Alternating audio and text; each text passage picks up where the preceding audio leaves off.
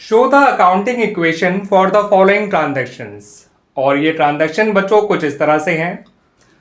Gopinath started business with cash ₹25,000। अगली transaction है purchase goods from Shyam ₹10,000।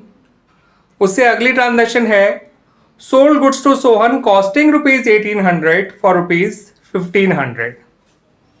ठीक है बच्चों। और लास्ट ट्रांजैक्शन है गोपीनाथ विड्रू फ्रॉम बिजनेस ₹5,000।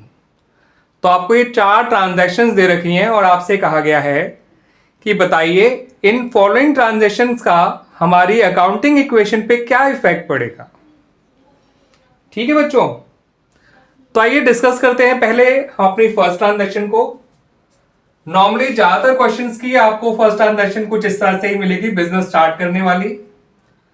तो जब भी आप बिजनेस स्टार्ट करेंगे तो आपका एक तरफ से एक एसेट इंक्रीज हो जाएगी जिसका नाम कैश है, और दूसरी तरफ आपका कैपिटल इंक्रीज हो जाएगी जो कि एक इंटरनल लायबिलिटी है। दोनों में आप 25,000 प्लस कर दीजिएगा। तो ये आपकी पहली ट्रांजैक्शन का इफेक्ट है। ठीक है बच्चों, दोनों चीजें अपोजिट साइड की हैं, एक एसेट साइड की है और एक लायबिलिटी साइड की। कैश में भी प्लस और कैपिटल में भी प्लस। जब भी कोई दो चीज अपोजिट साइड के इन्वॉल्व होंगी तो या तो दोनों प्लस होंगी या फिर दोनों माइनस। इस बात को याद रखिएगा बच्चों।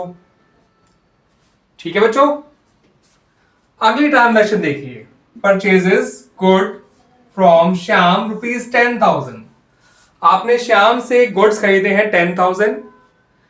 कैसे खरीदे हैं, नगद या उधार? तो मानिएगा कि यहां पे उधार ही खरीदा गया है, ऑन क्रेडिट ही परचेज किया गया है क्योंकि सिर्फ नाम दे रखा है। तो ऐसे में बच्चों यहां पर हमारा एसेट में एक स्टॉक नाम की एसेट है, वो इंक्रीज हो जाएगी। याद रखिएगा गुड्स के लिए आपको स्टॉक यूज करना है। और लायबिलिटी साइड में आपका क्रेडिटर्स इंक्रीज हो जाएगा। जिनसे हम गुड्स खरीदते हैं वो क्रेडिटर्स हैं। क्रेडिटर एक लायबिलिटी है, तो यहां पर भी प्लस करिएगा 10,000 और यहां पर भी प्लस करिएगा 10,000। यहां भी दो चीजें जो इन्वॉल्व हैं ट्रांजैक्शन में वो दोनों ही अपोजिट साइड की हैं। तो जब भी ट्रांजैक्शन में दो चीज अकाउंट ऐसे होते हैं जो अपोजिट साइड के हैं तो या तो दोनों बढ़ते हैं या दोनों कम हो रहे हैं। ठीक है, यहां पर फिलहाल दोनों बढ़ रहे हैं इसलिए दोनों में प्लस किया जाएगा 10,000। बात करें थर्ड ट्रांजैक्शन की, sold goods to Sohan costing ₹1,800 for ₹1,500। अब ये सेल कैसे करी गई है, कैश में या क्रेडिट? तो यहां भी हम मानेंगे कि सेल क्रेडिट की गई है, उधार करी गई है। और जिनको हम गुड्स उधार बेचते हैं वो लोग हमारे डेटर्स कहलाते हैं और डेटर एक एसेट होती है। तो यहां पर हमारे दो अकाउंट जो इन्वॉल्व हैं, एक तो स्टॉक है और दूसरा डेटर्स है। याद रखिएगा दोनों ही एसेट्स होते हैं। स्टॉक में माइनस करिएगा, डेटर में प्लस करिएगा। स्टॉक में माइनस करिएगा कॉस्ट प्राइस को, डेटर में ऐड करेगा सेलिंग प्राइस को। मगर यहां तो आपने एक एसेट में माइनस किया 1,800, दूसरी एसेट में प्लस किया 1,500, तो ये तो बैलेंस ही नहीं हो पाएगा बच्चों, क्योंकि आप माइनस ज्यादा कर रहे हैं और प्लस कम। माना दोनों चीजें सेम साइड की है।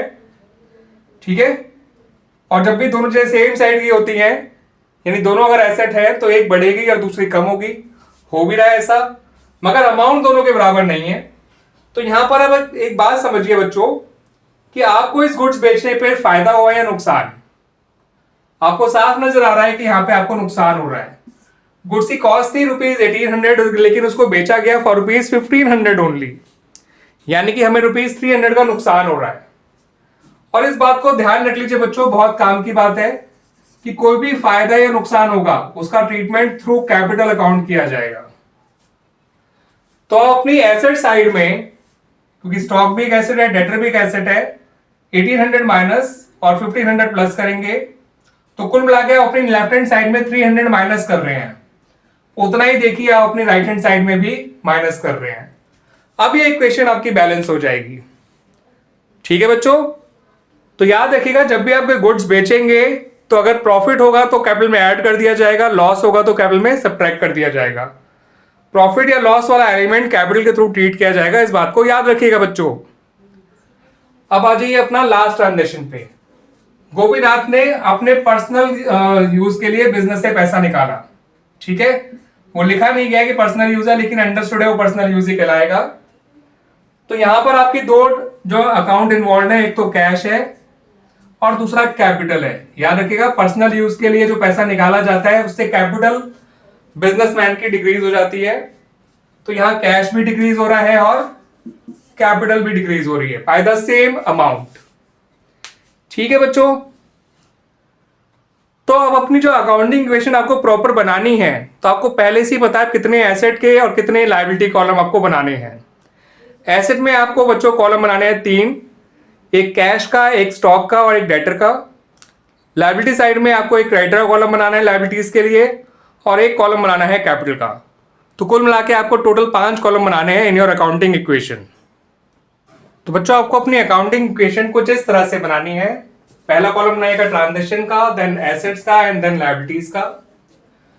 ट्रांजैक्शन में आप अपनी जो है जो भी ट्रांजैक्शन होंगे उनको लिखते चले जाइएगा। एसेट साइड में आपको फर्दर डिवीजन दिखाना है कि आपके पास कौन कौन सी एसेट्स हैं। सेम फॉर लायबिलिटीज, आपको बताना है कौन कौन सी लायबिलिटीज है और कैपिटल का नीचे तो फिर कैपिटल ही आना होता है। अब हमें पहले से ही पता था कितने एसेट कॉलम बनाने हैं कितने लायबिलिटीज के, क्योंकि हमने क्वेश्चन को रफ में पहले ही सॉल्व कर लिया है बच्चों। तो आइए ट्रांजैक्शन 1 से शुरू करते हैं। यहाँ ट्रांजैक्शन आप लोग लिख लीजिएगा in short, started business with cash, जो उसने किया था, और अमाउंट था बच्चों ₹25,000। तो 25,000 कैश में प्लस कर दीजिए, स्टॉक में 0, डेटर में 0, क्रेडिटर में 0, कैपिटल में 25,000। फिर लिखिए दूसरी ट्रांजैक्शन जो कि था आपने गुड्स खरीदे थे उधार फ्रॉम श्याम ₹10,000 के। अब क्योंकि गुड्स उधार खरीदे गए थे तो कैश में कुछ मत करिएगा, स्टॉक में 10,000 प्लस कर दीजिएगा, डेटर में कुछ मत करिएगा, क्रेडिटर में 10,000 प्लस कर दीजिए, कैपिटल में कुछ मत करिए। अब इन 2 ट्रांजैक्शन का रिजल्ट जो है आपको न्यू इक्वेशन के तौर पे लिखना है। इसको ध्यान रखिएगा बच्चों, शुरू में 2 ट्रांजैक्शन के बाद आपको न्यू इक्वेशन लिखनी है, बाद में हर एक ट्रांजैक्शन के बाद लिखनी है। तो कैश 25,000, स्टॉक 10,000 यानी टोटल 35,000, इधर क्रेडिटर 10,000 और कैपिटल 25,000 यानी टोटल 35,000। तो आपकी हर बार आपको इक्वेशन चेक करनी है कि वो बराबर आ रही है नहीं आ रही है। ठीक है बच्चों, अब लिखिए अपनी third transaction. Sold goods to Sohan जिसकी कॉस्ट थी 1800 मगर बेचा था 1500 का, और ये उधार बेचा है तो कैश में आपको कुछ नहीं करना, स्टॉक में से आपको 1800 माइनस करने हैं, डेटर में आपको 1500 प्लस करने हैं, और जो लॉस हो गया था उसको आपको कैपिटल में से माइनस करना है। ये हमने डिस्कस कराई था बच्चों। तो कुल मिला के 300 लेफ्ट हैंड साइड में कम हुआ, 300 राइट हैंड साइड में कम हुआ, इक्वेशन पक्का बैलेंस हो जाएगी। और फिर से निकालिए न्यू इक्वेशन। आपको हर ट्रांजैक्शन के बाद अब से न्यू इक्वेशन निकालनी है, शुरू में 2 ट्रांजैक्शन के बाद और बाद में हर एक ट्रांजैक्शन के बाद। ठीक है बच्चों, तो कैश है यहां पर 25,000, स्टॉक है ₹8,200, डेटर है ₹1,500, क्रेडिटर है ₹10,000 और कैपिटल है ₹24,700। अब अपनी चौथी और आखिरी ट्रांजैक्शन लिखेंगे, विड्रू फ्रॉम बिजनेस ₹5,000। तो 5,000 इधर कैश में से कम करेंगे, स्टॉक में कुछ नहीं, डेटर में कुछ नहीं, क्रेडिटर में कुछ नहीं, और इतना ही आपको माइनस करना है फ्रॉम योर कैपिटल 5,000। फिर से न्यू इक्वेशन लिखिए, और ये आपकी फाइनल इक्वेशन भी है क्योंकि ये आखिरी ट्रांजैक्शन थी। तो कैश आ जाएगा 20,000, डेटर्स आ जाएंगे, सॉरी स्टॉक आएगा 8,200, डेटर होगा 1,500, 10,000 आपका क्रेडिटर और 19,700 आपका कैपिटल। ये आपकी फाइनल इक्वेशन भी है बच्चों, ध्यान रखिएगा, इसलिए आप उसको यहां पे इस तरह से भी लिख दीजिएगा, टोटल कर दीजिएगा। इनका टोटल देखेंगे तो 20, 21,500, 29,700, 29700 आपका लेफ्ट हैंड साइड का टोटल आ रहा है। इतना ही टोटल यहां आ रहा है 29700। इसका मतलब आपकी अकाउंटिंग इक्वेशन बिल्कुल सही बनी थी। ठीक है बच्चों, वैसे भी आप हर एक स्टेप के बाद अपनी इक्वेशन चेक कर रहे हैं तो इक्वेशन गलत होगी ही नहीं, फाइनल इक्वेशन भी आपकी बिल्कुल सही बनकर आएगी। क्लियर बच्चों?